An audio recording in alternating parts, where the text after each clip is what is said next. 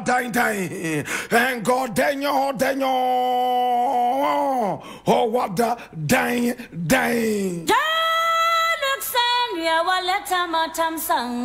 This is the voice of the patriot.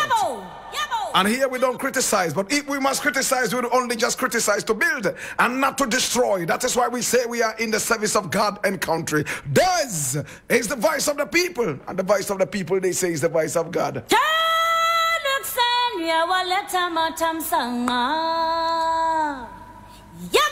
Now, without much ado, my brother, my sister, this is where we speak truth to power. Looking at what is happening around our country, our continent, we bring ideas to the table and we try to also suggest solutions. It's not only about critiquing, it is also about the solutions. This is the voice of the patriot.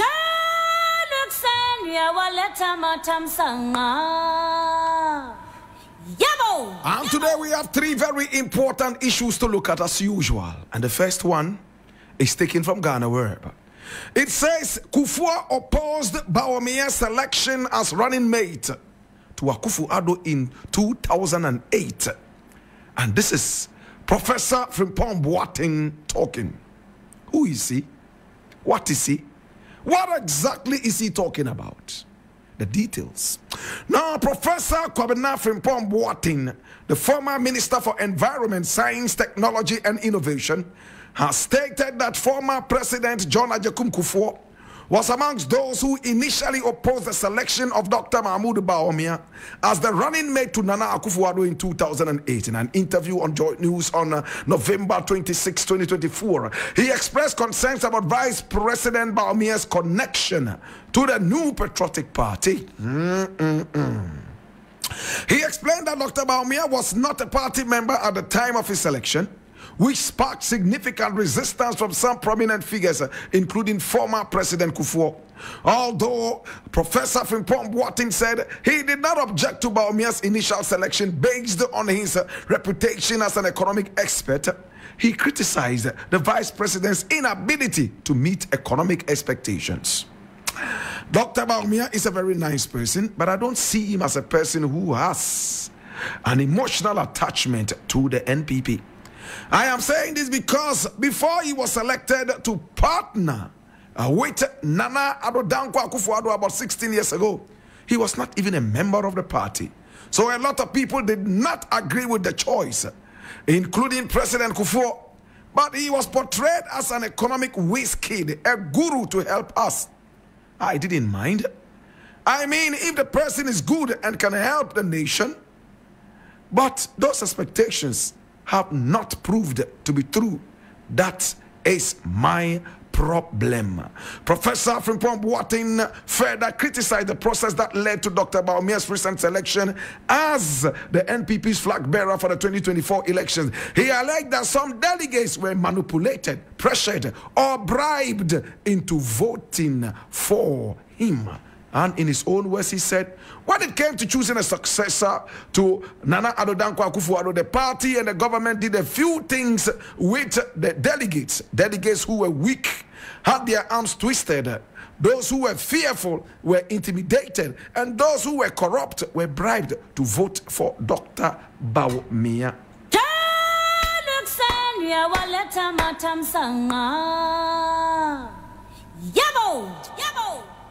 Now, Professor Frimpong Boateng has said something that I think makes a lot of sense.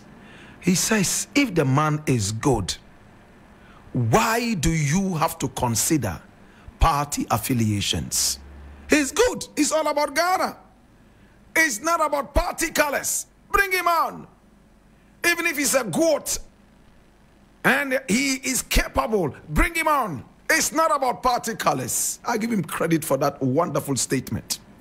At the time Bawumia was pulled into the rank and file of the NPP, he was not a card-bearing member of that political party, according to Professor Frimpong Boateng, a renowned medical practitioner, my brother. Listen to this. But As long as he was said to be capable, he was an economic whiz kid, aka a guru. Why deny the country of such a wonderful talent? But all in all, he was an empty vessel, an empty coconut. And they say that empty cans make the most noise. Yes? My brother, my sister, empty barrels are always making the most noise. Bawumia is the biggest noise maker in the history of Ghanaian politics. He's a fraud. I am so much disappointed. I wonder if Bawumia can look at me in the face and still talk to me. After I met him in his house with his wife, sat down together and we spoke about how abysmally Mahama was running this country several years back. I saw tears in his eyes. He looked like a genuine man, full of ideas, ready to unleash that onto this peaceful land of ours called Ghana. Little did I know that he was only a noise maker, an empty barrel, an empty gong. My brother, my sister, that is what Frimpong Puatin is talking about. Now, a few weeks ago, we had Nana Akufo-Addo talking about Bawumia. He was asked a question at a certain gathering. My brother, my sister, a very harmless question by a little child. Why did you choose Bawumia as your running mate? And that even made him the vice president. The man gave 3 reasons. Number 1, he has the brains. In other words, he's an economic whiz kid. So accomplished. Number 2, he had been so well accomplished at the time that he was chosen to be the running mate of the president of the republic. In fact, the man who was seeking to be president. Thirdly, his geographical location. He comes from the north. The NPP has been trying to break that jinx of being called an Akan political party, even though that is an albatross around its neck, and it will be difficult to break that. A party that was formed in the compound of the Asantehene can never run away from Manshia. My brother, my sister, in the past few years, we have seen that the vice presidential running mate of the NPP has always been somebody from the north. They have been able to rope in the Dombo aspect of the NPP, the so-called Akua Donkoh. Dombo, they treated so badly. They were ungrateful to Dombo until someone got a little wiser and decided that, listen, we have pushed these people under the carpet for too long. Can we rope them in? So from Akua Donkoh, it became Akua Donkoh Dombo. Now, many people said Bawumia was not an NPP member, but they found a way of roping him around Dombo. My brother, my sister, his father was a strong CPP member. I won't go too much into the history, but let's look at the content of the character of Bawumia. Let's look at the fabric of Bawumia. They brought him in as an economic whiz kid, a guru. This economy is one of the worst in the world. Has he succeeded? Or has he failed? And he's still walking around making a lot of noise in our ears. Today, my brother, my sister, he's out there commissioning electric buses. My brother, my sister, sometimes these people take Ghanaians for fool. You know why? They wait until it's time for election. They desperately, nightmarishly run out from their holes and caves looking for votes. No matter what, they must win these elections. In Ghanaian politics, it's not about the welfare of the citizenry anymore. It's about winning elections. Whatever will make them win an election, whether it's by killing millions or billions, they don't care. They will do that in order to win elections. My brother, my sister, Bawumia is out there commissioning some electric buses. My brother, my sister, And when you ask a very beautiful question, so many people start to think. 2 days ago, we had Dumso all over Accra. We are still struggling to keep the lights on. I hope that these buses would encourage them to keep the lights on. We all want to see the electric buses. We want to see trains all over. I just returned from America. Everywhere you go, it's about the train. You go to England, it's about the train. A lot of the populace depend on the trains. In America, my brother, my sister, government provides buses. But in our country, individuals have buses. You have to go to GPRTU, where individual alajis and pastors and rich men have buses. They can decide to close their buses anytime. They decide arbitrarily when to increase prices and when to reduce prices. That is, if they reduce prices at all. When your nation is controlled by the private sector and the transportation is in the hands of people like that, you can imagine how your economy will be. This will be too deep for some people to understand. But my brother, Bawumia is here with us. Professor Frimpong Boateng has spoken that he is a disappointment when it comes to the economy. And if he was brought in because of the economy, then he has failed. Why is it that he's the running mate, or better still, the presidential candidate for the NPP? He gives the answer. He says people were bribed, some people were intimidated, and some people were cajoled. Some other people, my brother, my sister, just went into it like headless jacks, my brother, my sister, and decided to put this man in front. No wonder Alan Martin is so angry. As to whether Kufuor wanted him in there or not at the beginning, it's not the substance of this conversation. My brother, anybody could be brought in as long as they have some level of substance that Ghana needs. But for Bawumia and all the people who are running around supporting him, ask yourselves one question. Is he capable?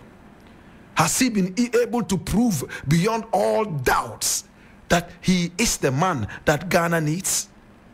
After this abysmal performance, shrouded in lies and noise making. Yesterday I took time to listen to a lot of the tapes that Bawumia got captured in, talking about Ghana and the economy and Mahama. No wonder he doesn't want to listen to those tapes anymore. My brother, my sister, we are fed up with lying politicians. We are fed up with all these people who take us for fool. Reject Bawumia and the NPP. I would prefer Akua Donkoh, brought back from the dead as president, to Bawumia sitting in there. Hallelujah.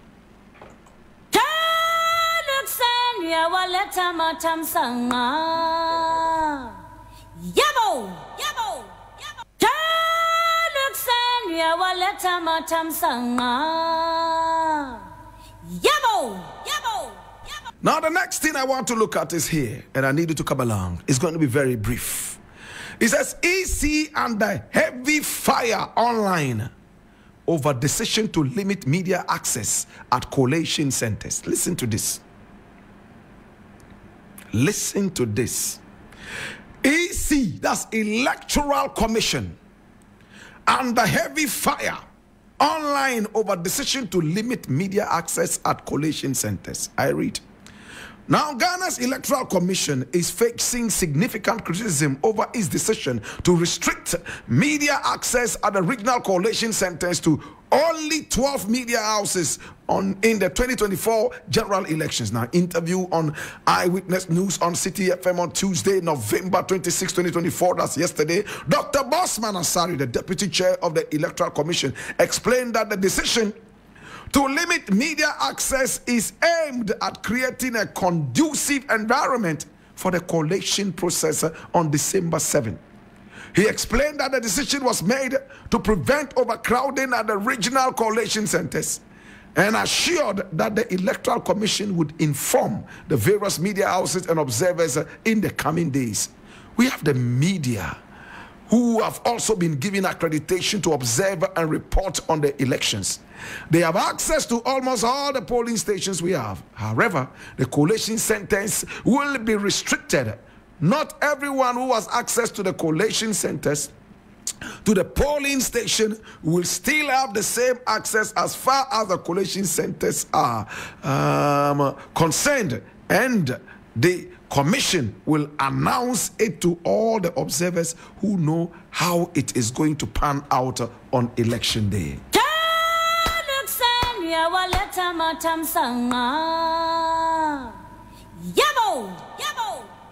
They have filled the courthouses with their own referees.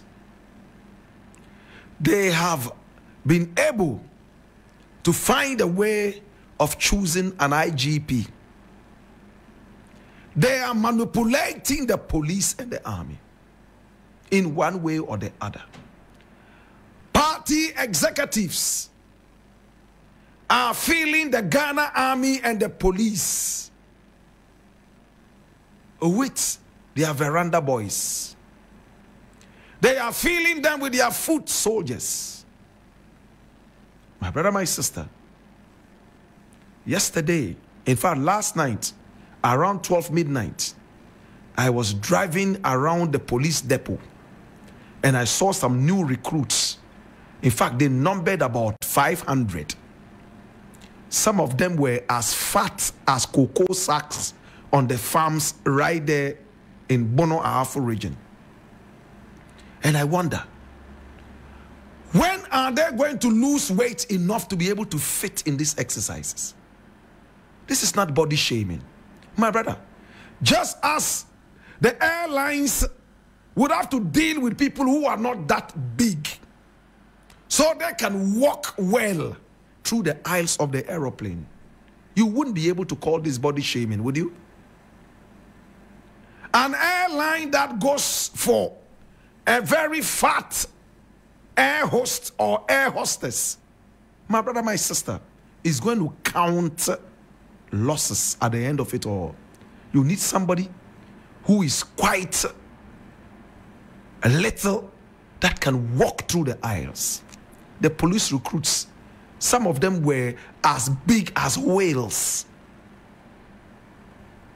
big and fat. How can they run after thieves? Okay, they are not supposed to run after thieves. They will sit in the office and work. In other words, they are going to be sedentary workers. They are going to increase in size again, because to be a sedentary worker is another recipe for increasing in body weight. True or false? In the days when the Ghana army was a serious thing, in the days when the Ghana police was serious, my brother, they had the size, maximum size that you had to be before you could be part of it. Today, foot soldiers are all part of the Ghana army and Ghana police. Overaged people, as we were told, allegedly, have all found themselves into the Ghana police and Ghana army. 99% or even more of all the people in the Ghana police, according to statistics, show that they are into the Ghana police not because they love the profession, but because they love food. They want to eat. They are in the police service in default. In other words, they are not in there because they love policing. They are in there because they have no jobs. A couple of days ago, I heard my very good friend Basintali saying that when the NDC wins power, the people of Bongo and Tongo, they already have 400 places. In fact, I didn't hear him say that, but I read it online on Ghana Web, that he said that 400 spaces have been reserved already for people of Tongo, or is it Bongo, to be part of the army. Such utterances are dangerous, my brother. Why the army? 400. Are we saying that whether they are qualified for the 400 or not, we will still squeeze ourselves to make sure that we, by all means, have 400 people, even if they are as fat as whales?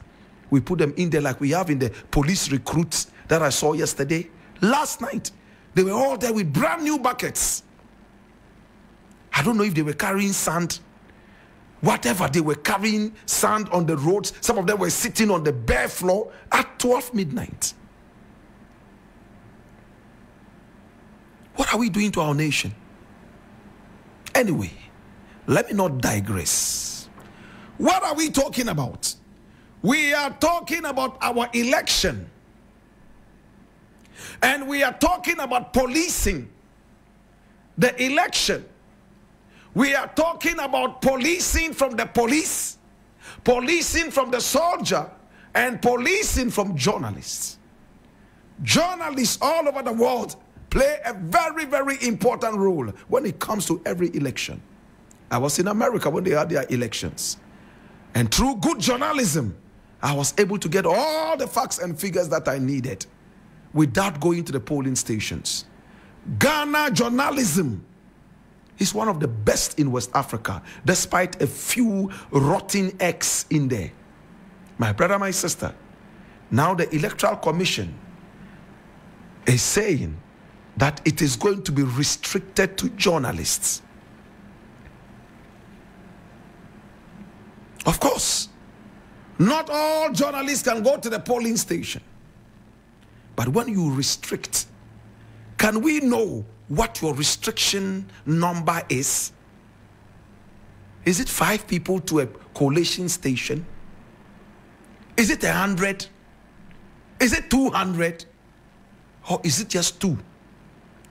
When Bawumia was going to meet with the press, they restricted it. They brought in only people who probably supported them. Some of us who are hard critics, unapologetic critics, we could never have been invited. And I wonder if I would have even gone there, because I've made up my mind already after several years of observation. EC is trying to solve a problem where there is none. The EC is already said to be in bed with this political party. After all, we live in a dirty, rotten country where politicians choose their own referees for a game that does not involve them alone. Hallelujah.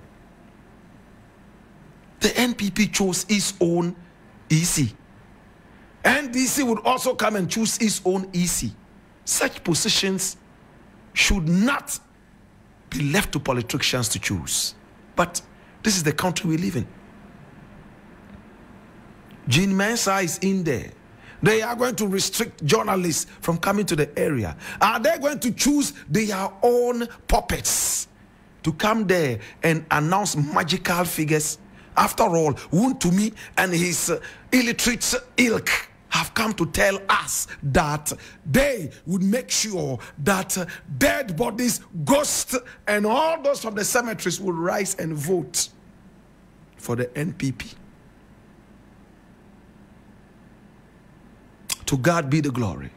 My brother, my sister, it is the voice of the patriot, and my name Black Rasta. This is 92.7 in Living Stereo 3 FM. Now we have the final story to look at before we say bye-bye to you.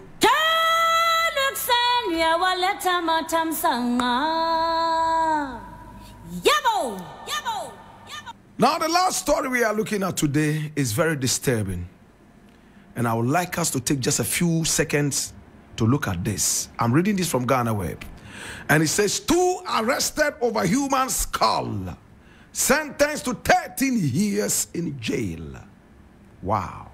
And I read, now a grave digger found in possession of a human skull without court authorization has been sentenced to 8 years in prison by the Dansuman Circuit Court. Abdurrahman Mohammed, a 49-year-old grave digger at Awudomi Cemetery, reportedly sold the skull to Alex Frimpong for 600 Ghana cedis, allegedly to help Frimpong secure more contracts in his masonry work. Frimpong, 24, also faced a sentence of 5 years in prison. Both Mohammed and Frimpong pleaded guilty to charges of unlawful use of human parts. Now, the court convicted them based on their guilty pleas and handed down the respective sentences. My brother, my sister, Nana Atta, a fetish priest believed to have ordered for the skull, also pleaded not guilty after his arrest and arraignment. The prosecution, led by Chief Inspector Christopher Wanda, explained that Frimpong resides in Pokwase while working as a grave digger at the Awudomi Cemetery. A few months ago, Frimpong became friends with Nana Atta on Facebook, where Atta introduced himself as a fetish priest. Frimpong, struggling with a lack of contracts in his masonry work, sought spiritual help from Atta. According to the prosecution, during a visit to Atta's shrine in Winneba, Frimpong was told that a human skull was needed for rituals to improve his fortune. On October 25, 2024, at around 10:30 p.m. Ghana time, Frimpong met with Mohammed at Awudomi Cemetery to arrange the acquisition of a human skull. Mohammed agreed to provide the skull in exchange for 600 Ghana cedis, with the payment to be made via mobile money, and the skull was handed to Frimpong. Later that afternoon at around 2 p.m., a police patrol team, Bravo Checkout 3, led by General Lance Corporal Eric Jejo, stopped Frimpong as he was riding an unregistered motorcycle near Odogono Secondary School.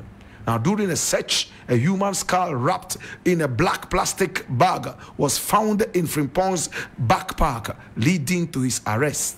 Frimpong later implicated Mohammed as his supplier, and Mohammed was subsequently arrested.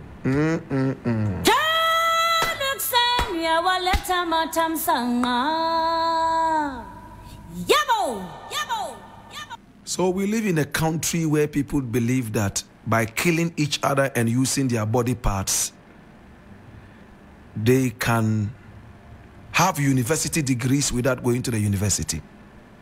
We live in a country where people believe that by looting graves and taking human parts, yet these are the same people who say rest in peace, but they encourage rest in pieces. The dead body is already lying in the grave. The head is gone. If this was a family member, would you do that? They carry the skull around to a fetish priest who should be telling the people to work hard and make sure they push hard. I don't have a problem with anybody's belief. Some people use leaves. Other people also decide to use water. Some use oil in their spiritual things. But it becomes very, very worrying when human parts are included. The other day in Kasua, we saw how two minors, decided to kill one of their friends in order to cut off the head and take that to a fetish priest for quick spiritual money. As to what has become of that matter, only God can tell. In our country, we hear it when it starts. We never get to know how it ends. What a country.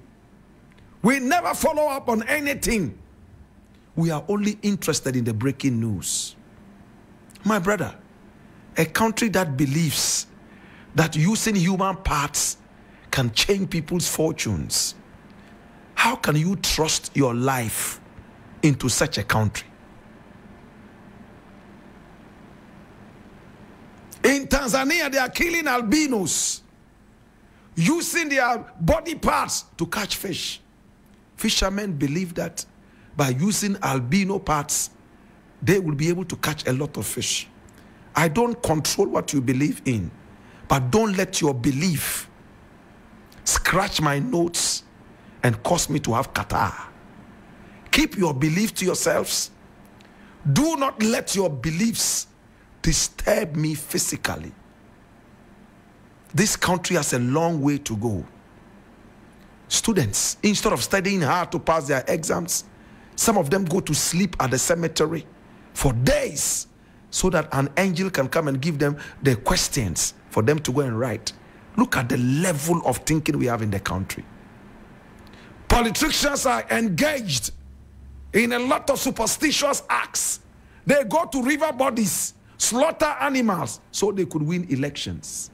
Imagine what is happening. No wonder hard work has been thrown to the dogs. We are all running to the spiritual churches and spiritual places to do what only hard work can do for us. We are buying factories, turning them into churches so that we can have more people go there and pray for jobs in the factories. There are more churches in Ghana than we have schools.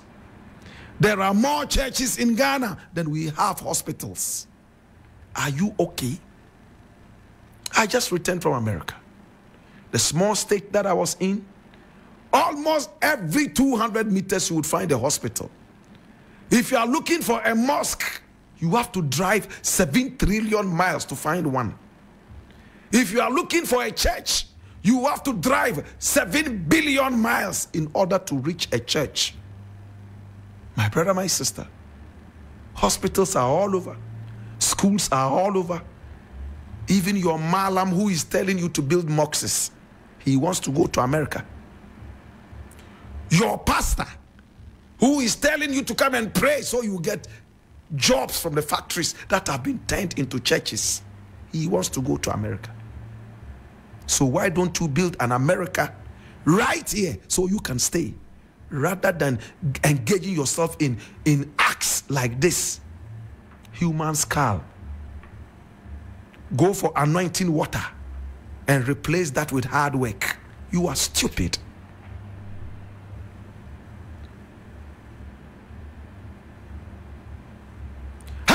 You can sit in your room and blow tongues for 1 million years. Water will never come out of the refrigerator and get into your mouth. It's not possible. You have to get up and open the fridge yourself and drink water. Look, there are some things God will never do because you are too lazy. You make God look like something. He created you and gave you common sense. You don't use your common sense. You sit down for God again to come and feed you after giving you hands to work and feed yourself. To God be the glory. My name is Black Rasta.